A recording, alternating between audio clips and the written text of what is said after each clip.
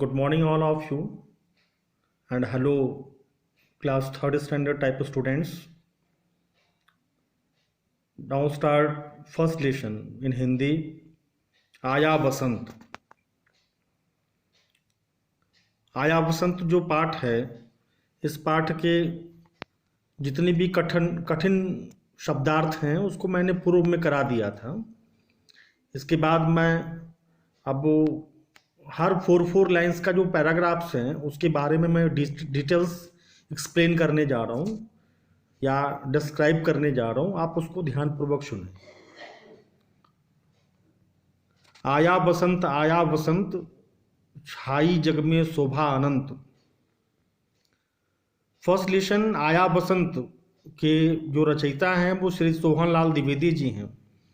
कवि का कहना है कि आया बसंत यानी बसंत ऋतु जब आता है तो हर व्यक्ति जो है प्रसन्नचित हो जाता है, बहुत ही खुश हो जाता है, आनंदित हो जाता है। और छाई जग में, अब पूरे जग में, पूरे विश्व में जो है शोभा, इसकी जो सुंदरता है, जो शोभा है, वो अनंत छा जाती है। यानी बसंत ऋतु के आने से पूरा जग जो है, पूरा विश्व जो है की जो सुंदरता है वो अनंत हो जाती है, वो असीमित हो जाती है और पूरे जग में जो है एक सुंदरता छा जाती है। सरसों खेतों में उठी फूल, और क्या होता है, सरसों के खेतों में फूल खिले रहते हैं।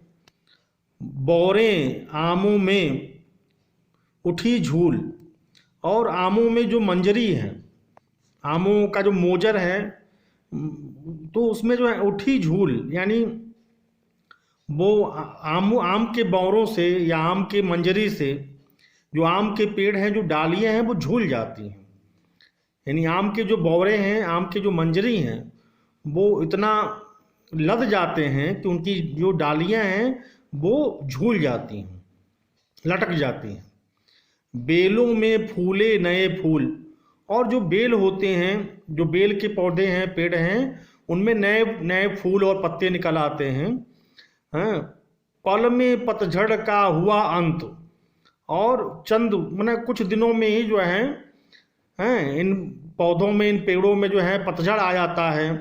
पतझड़ क्या होता है, तो पुरानी पत्तियां जो हैं झड़ जाती हैं और नई पत्तियां जो हैं, नई पत्तियां उगाती हैं, इसे कहते हैं पतझड़। तो पल में पतझड़ का हुआ अंत, यानी पल में जो है, पल भर में, यानी कुछ ही दिनों में जो है पतझड़ का अंत हो जाता है और पुरानी पत्तियां गिरकर नई पत्तियां, नई कल्लव पल्लव जो है, नए फूल जो हैं इन वृक्षों में लग जाते हैं।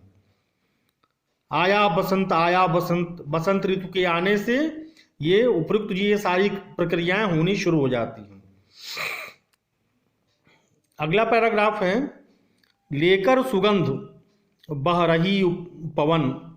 कह रहे कि लेकर सुगंध, यानी सुगंध लेकर जो है, यानी सुगंध से भरा हुआ, बह रही पवन, जो हवा बहती है, बसंत ऋतु में जो हवा बहती है वो सुगंध से भरा हुआ होता है, यानी सुगंध पूर्ण होता है। हरियाली छाई है वन, और वन में जो है, माने हर जंगलों में, हर चारों तरफ जो है हरियाली छाई रहती है, हरा भरा बना रहता है। सुंदर लगता है घर आंगन, और घर आंगन भी क्या लगता है, बसंत ऋतु के आने में घर आंगन में सुंदर लगता है। एक नई खुशी, एक नया उमंग जो है हर व्यक्तियों के मन में, एक नया उत्साह रहता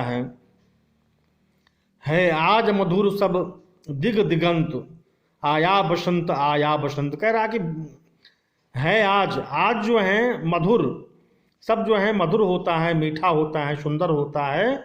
और सब दिगंत, यानी जितने भी दिगंत होते हैं, यानी जहाँ तक जो है दिशा का अंत होता है, चारों तरफ दिगंत जो है, दिगंत में यानी जहाँ तक दिशाओं का अंत होता है वहाँ तक, चारों दिशाओं में सब मधुर हो जाता है, सब बहुत सुंदर और अच्छा दिखाई देता है।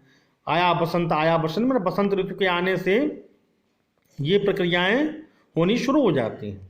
क्या हो जाती हैं कि जो है, जो ही बसंत ऋतु आता है तो एक नई उमंग जो है सी छा जाती हैं, हर व्यक्ति जो है प्रसन्नचित और प्रफुल्लित हो जाता है। पूरे जग में जो है जग की जो शोभा है वो अनंत हो जाती है, अनंत बढ़ जाती है। हैं, सरसों के खेतों में जो है फूल खिले रहते हैं, फूल खिल जाते हैं। आम की जो मंजरी है, जो बौरे हैं, वो उससे आम इतना लद जाता है कि उसकी डालें झुक जाती हैं। बेलों में भी जो है नए फूल लग जाते हैं। तो ये सब बसंत ऋतु के आने से सब प्रक्रियाएं होती हैं।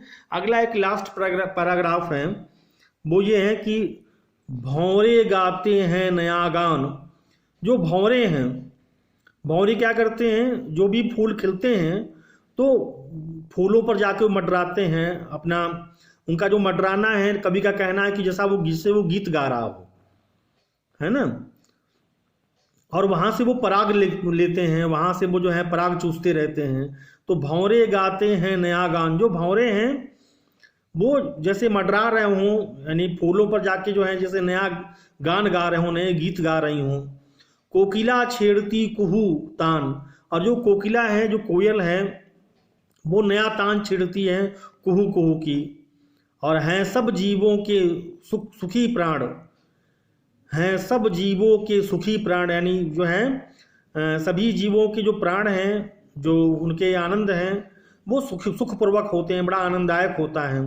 हैं सब जीवों, यानी सब जीवों के सुखी प्राण, उनके जो प्राण हैं वो सब जो हैं सुखी हैं, यानी प्राण उनके क्या हैं, सब प्रफुल्लित हैं, उनका मन आनंदित है।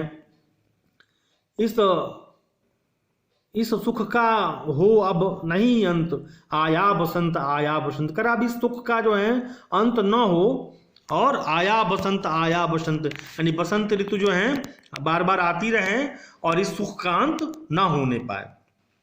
तो इस प्रकार जो है क्लास 3rd स्टैंडर्ड का ये जो फर्स्ट पार्ट है, आया बसंत, इसके बारे में हमने कंप्लीट आपको जितने भी पैराग्राफ्स हैं मैंने इसको एक्सप्लेन कर दिया है, इसको डिस्क्राइब कर दिया है, या इसके भावार्थ को हमने स्पष्ट करा दिया है।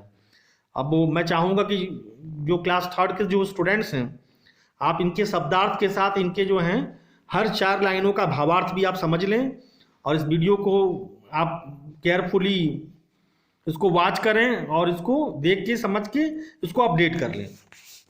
इसके बाद इसमें कुछ क्वेश्चन आंसर भी गिवन है जो मैं आपको दिखाना चाहूँगा। जैसे कुछ क्वेश्चन आंसर जो है, कुछ अभ्यास के प्रश्न हैं। पहला दिया हुआ है कि बोली